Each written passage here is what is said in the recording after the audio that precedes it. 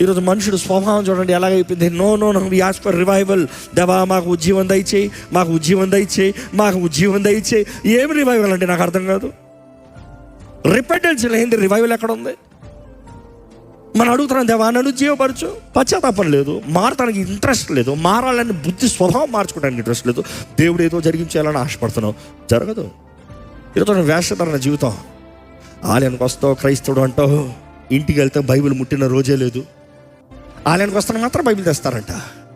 ఇంటికి వెళ్తే అక్కడికి వెళ్ళి పడేస్తావు. మరలా ఆదివారం వెళ్ళేటప్పుడు మరలా బైబిల్ తీసుకుంటావు అంట. చదివా?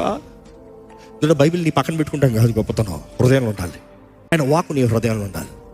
ఈరోజు వేషధారణ క్రైస్తవత్వం ఎక్కడ చూసినా రక్షించబడ్డానంటావు, దేవుని సొత్తునంటావు, లోకస్తులు దగ్గరికి వెళ్ళినప్పుడు లోకస్తులతో కలిసిపోతావు. నువ్వు క్రైస్తవుడు అన్న మార్పే కనబడదు. మీరు లోకానికి ఉప్పై ఉన్నారు, మీరు వెలుగు ఉన్నారంటే నీలో వెలుగు లేదు, ఉప్పుతనం లేదు. చప్పగా ఉంది జీవితం, చీకటిగా ఉంది జీవితం. క్రీస్తు ఎలాగ మహిమపరచబడతాడు?